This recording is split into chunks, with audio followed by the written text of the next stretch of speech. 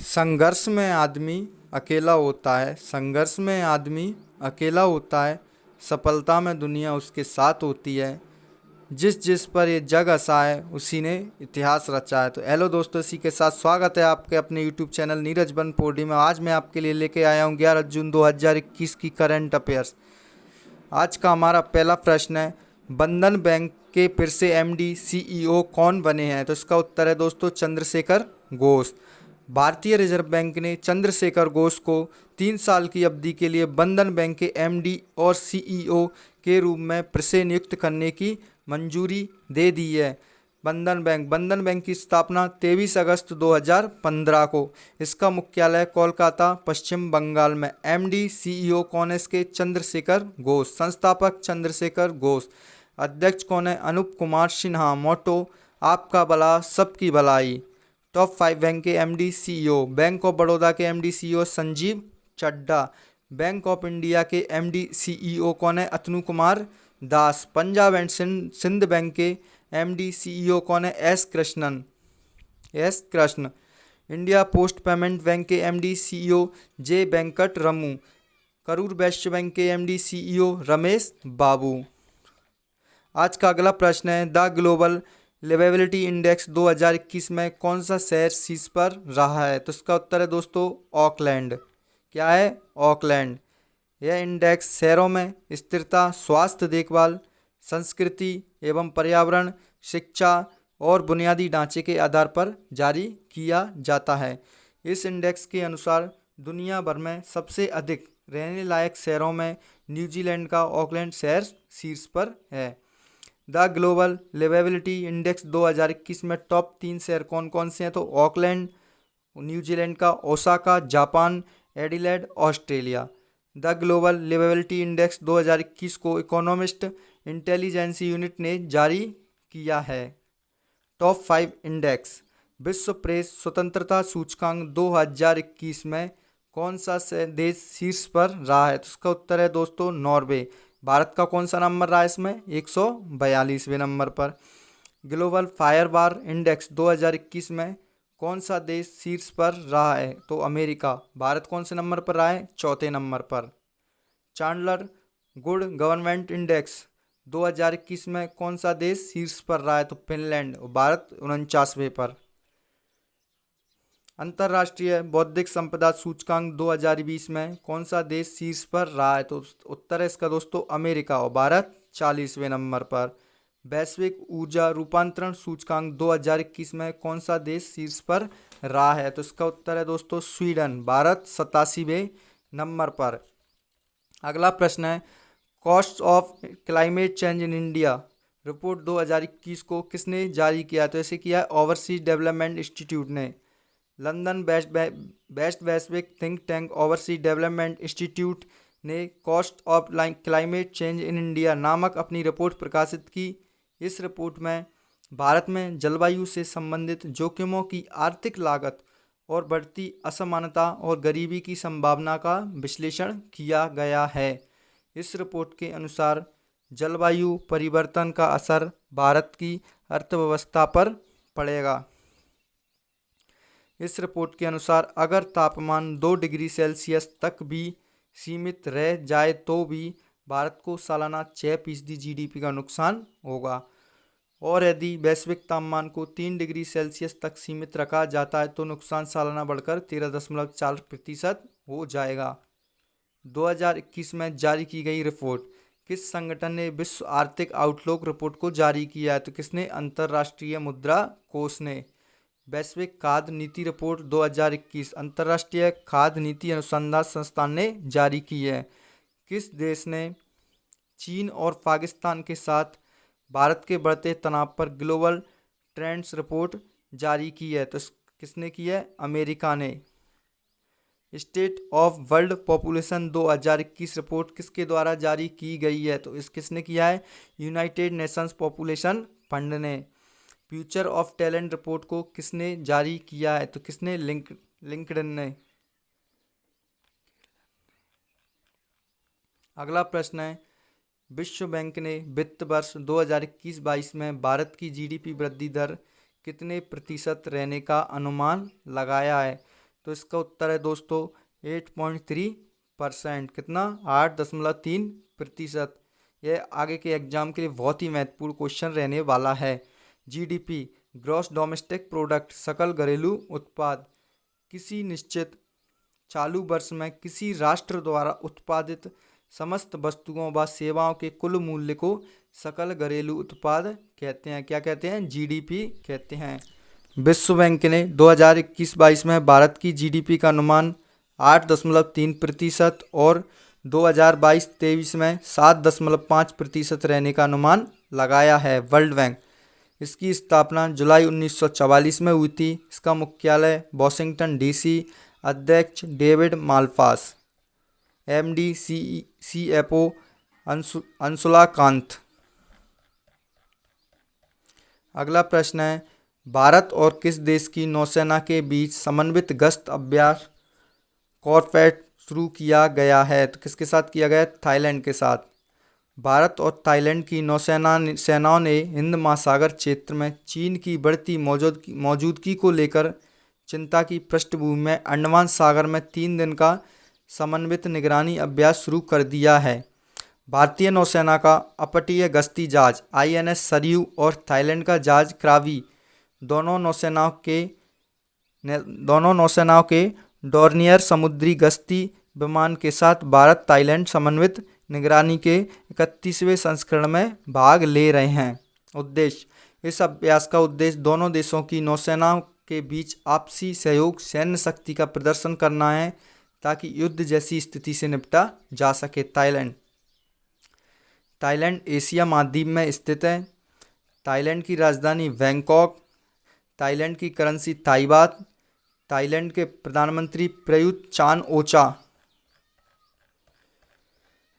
अगला प्रश्न है, किस आईआईटी के शोधकर्ताओं ने प्रारंभिक चक्रवात का पता लगाने की तकनीक अर्ली साइक्लोन डिटेक्शन टेक्निक विकसित की है? तो किसने की है? आईआईटी खड़गपुर ने। चक्रवात का क्या शाब्दिक अर्थ है? एक गोल घेरे में घूमती हुई हवा। चक्रवात को एक प्रकार से घूमती हुई हवाओं का स्तंभ भी कहा जा सकता है। चक्रवात मुख्यतः 2 प्रकार के होते हैं, शीतोष्णकटिबंधीय चक्रवात तथा उष्णकटिबंधीय चक्रवात। भारतीय प्रौद्योगिकी संस्थान आईआईटी खड़गपुर ने एक प्रारंभिक चक्रवात का पता लगाने की तकनीक विकसित की है जो उत्तर हिंद महासागर क्षेत्र में उष्णकटिबंधीय चक्रवातों के विकास या मजबूती का शीघ्र पता लगाने में मदद करेगी। अगला प्रश्न है, एनीमिया मुक्त भारत सूचकांक 2020-21 में कौन सा राज्य शीर्ष पर है? तो इसका उत्तर है दोस्तों मध्य प्रदेश। कौन सा? मध्य प्रदेश। एनीमिया मुक्त भारत सूचकांक 2020-21 में कौन सा राज्य शीर्ष पर है? तो इसका उत्तर है दोस्तों मध्य प्रदेश। एनीमिया का अर्थ है शरीर में खून की कमी, और यह तब होता है जब शरीर के रक्त में लाल कणों या कोशिकाओं के नष्ट होने की दर उनके निर्माण की दर से अधिक होती है। पूरे भारत में एनीमिया के प्रसार को कम करने के लिए स्वास्थ्य एवं परिवार कल्याण मंत्रालय और यूनिसेफ की एक पहल एनीमिया मुक्त भारत शुरू की गई है। एनीमिया मुक्त भारत सूचकांक 2020-21 में टॉप 3 राज्य मध्य प्रदेश, ओडिशा और हिमाचल प्रदेश। मध्य प्रदेश की स्थापना 1 नवंबर 1956। राजधानी भोपाल। मुख्यमंत्री शिवराज सिंह चौहान बीजेपी पार्टी से। गवर्नर आनंदीबेन पटेल। मुख्य न्यायाधीश मोहम्मद रफीक। लोकसभा की सीट 29, राज्यसभा सीट 11, विधानसभा की सीट 230। मध्य प्रदेश के 5 पड़ोसी राज्य महाराष्ट्र, छत्तीसगढ़, उत्तर प्रदेश, राजस्थान और गुजरात। मध्य प्रदेश के राष्ट्रीय उद्यान कान्हा राष्ट्रीय उद्यान, माधव राष्ट्रीय उद्यान, बांधवगढ़ राष्ट्रीय उद्यान, पन्ना राष्ट्रीय उद्यान, सतपुड़ा राष्ट्रीय उद्यान, वन विहार राष्ट्रीय उद्यान, इंदिरा प्रियदर्शनी पेंच राष्ट्रीय उद्यान, संजय राष्ट्रीय उद्यान, मंडला प्लांट फॉसिल, ये सभी नेशनल पार्क मध्य प्रदेश में स्थित हैं। कर्क रेखा भारत के मध्य प्रदेश राज्य से होकर गुजरती है और कर्क रेखा भारत के 8 राज्यों से होकर निकलती है। 8 राज्य कौन कौन से मैंने आपको याद भी कराए थे।